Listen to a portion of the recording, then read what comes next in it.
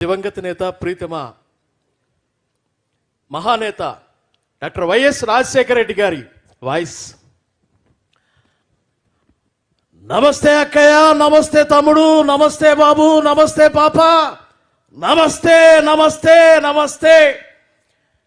ఈవేళ మీ అందరికీ సంక్రాంతి శుభాకాంక్షలు తెలియజేస్తా ఉన్నా.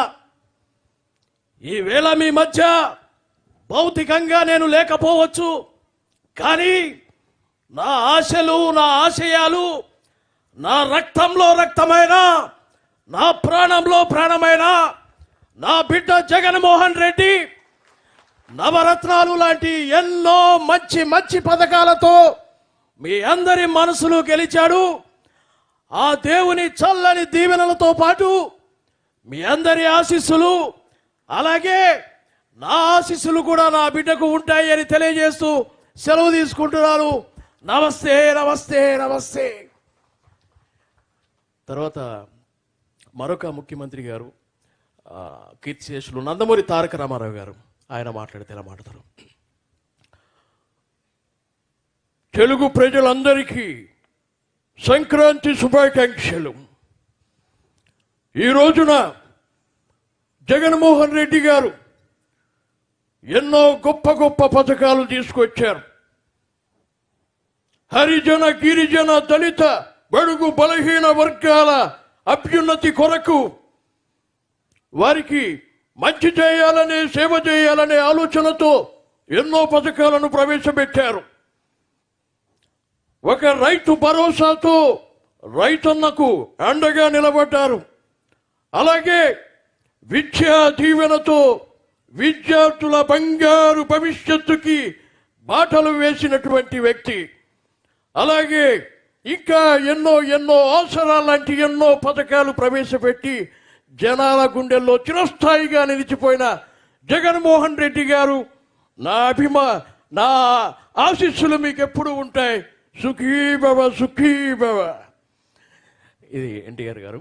అలాగే రోసయ్య గారు, ఒకసారి రోసయ్య గారు వారు ఎలా మాట్లాడతారు? ఈ రోజున అందరికీ కూడా సంక్రాంతి శుభాకాంక్షలు. సంక్రాంతి పండగ అంటే ఏంటమ్మా? రైతులు చాలా సంతోషంతో పంట చేతికొచ్చి వారు చాలా ఆనందంతో సంబరాలు జరుపుకునేటువంటి పండగ. ఆ రైతులు ఇవాళ చాలా సంతోషంగా ఉన్నారు. ఎందుకంటే రైతును రాజుగా చూడాలనేటువంటి కోరిక ఉన్న జగన్మోహన్ రెడ్డి గారి పాలనలో ఎంతో సుభిక్షంగా ఉన్న రైతులందరూ కూడా, రాజశేఖర రెడ్డి గారు నా ఆప్త మిత్రులు, వారు కూడా రైతుల గురించి చాలా చేశారు.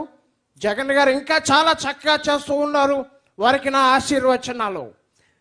కూర్చోలేగుస్తావు నువ్వు, పతాక లేస్తావేంటి? ఇదిగో చంద్రబాబు కూర్చోమని చెప్తుంటే నువ్వు లేవుస్తావేంటి పతాక? నేను మాట్లాడుతూ ఉన్నా, జగన్ రెడ్డితోనే నువ్వు కూర్చోవా. రోసయ్య గారు. అలాగే అక్కినేని నాగేశ్వరరావు గారు, వారు ఎలా మాట్లాడతారు? అందరికీ నమస్కారం. ఇక్కడ ఉన్నటువంటి వారందరికీ సంక్రాంతి శుభాకాంక్షలు తెలియజేస్తున్నారు.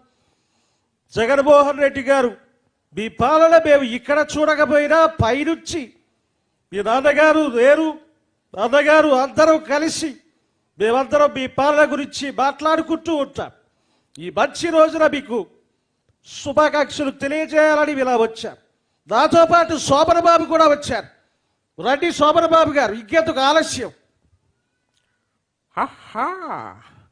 ఎడాయ్, యాక్చువల్గా నాకే అందగాడు అనేటువంటి పేరుంది.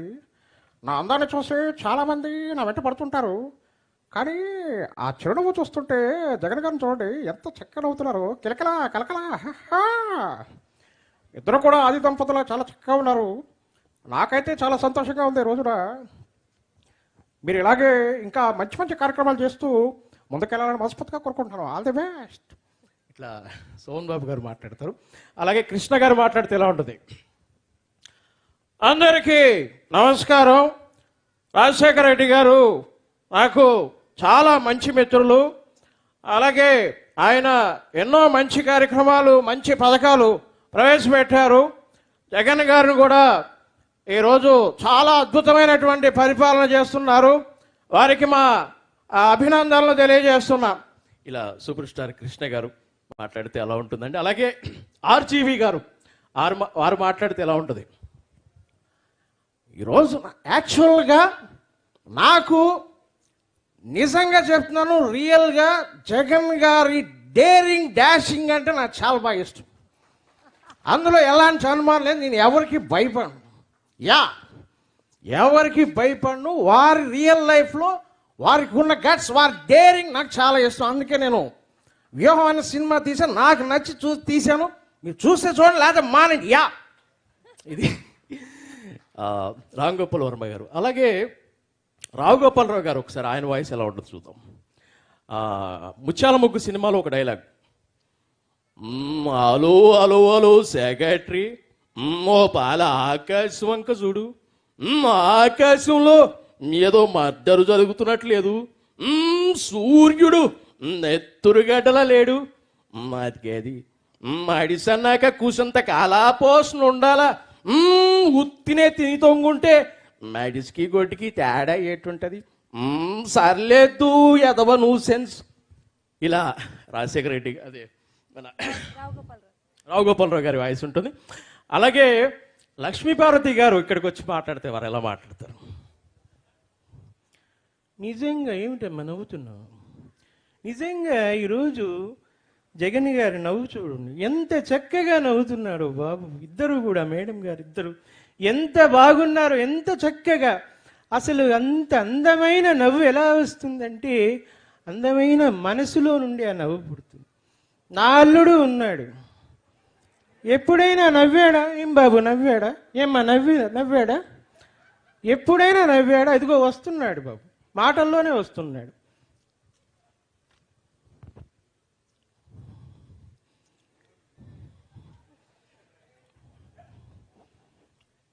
ఈరోజు చూస్తే జగన్మోహన్ రెడ్డి నిన్ను చూస్తూ ఉంటే నాకు ఈర్ష్య కలుగుతూ ఉంది. నాకు ఈర్ష్య కలుగుతుంది.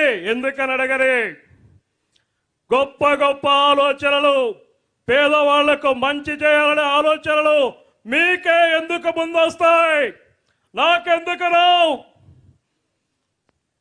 పేదవాళ్ళకి, ప్రజలకి నమ్మకాన్ని మీరే ఎందుకు కలిగించారు? నేనెందుకు కలిగించలేకపోయాను? ఇంకో ఆశ్చర్యకరమైన విషయం, ఒక్కడే ఎన్నికలకు ధైర్యంగా పోతా ఉన్నాడు. ఎక్కడిదో ధైర్యం అని అడుగుతున్నా. ఇది బాబు గారు. నిజంగా చాలా కొడాలి నాని, నేను తెలుసుగా మీ అందరికీ. మనం సంక్రాంతి పండగ అంటే చాలా సంతోషం, సంబరంగా ఉంటుంది. చంద్రబాబు నాయుడు ఏదో మాట్లాడతాడు, ఆయనకి ముందు ప్రజల మనసు ఏంటో తెలియాలి, ప్రజలకే సేవ చేయాలనేటువంటి ఆలోచన మనసులో ఉంటే వస్తుంది. కానీ పులిహోర కబుర్లు, పొగడి కబుర్లు చెప్తే ఎట్టగా ఉండదు. ఈ జన్మ కాదు, ఎన్ని జన్మలైనా ఇక ఆయన అట్ట మాటలు చెప్పుకొని బాధకడా. ఇది కొడాలి నాని గారి వాయిస్. అలాగే చివరిగా అన్న జగన్మోహన్ రెడ్డి గారి voice.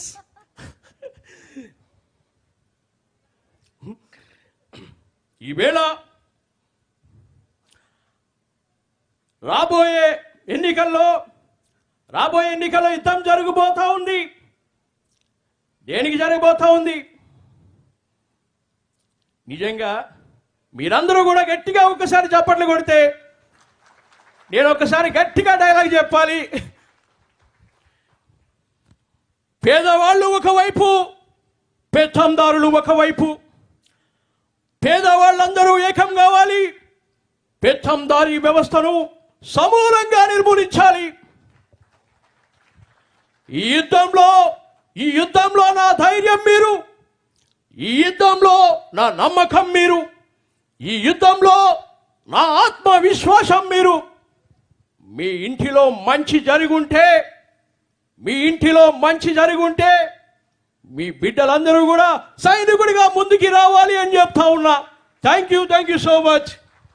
Thank you so much Neelakantam garu. ఒక రకంగా ధైర్యం అనే పేరు అనగానే జగన్మోహన్ రెడ్డి గారు అంటారు. ఇక్కడ ఎక్కడైనా తెలుగు రాష్ట్రాల్లో కూడా ధైర్యమే ఆయన సైన్యంగా వ్యక్తి. ఆయన ముందు నిలబడి ఆయన వాయిస్ చేశారు చూడండి. ఈయన ధైర్యానికి ఒకసారి చప్పట్లు కొట్టాలి మనం. మీరు ముఖ్యమంత్రి గారిని కలవాల్సిందిగా రిక్వెస్ట్ చేస్తున్నాను. వండర్ఫుల్ వాయిస్ అండి, అద్భుతంగా ప్రదర్శించారు. మరొకసారి ధన్యవాదాలు.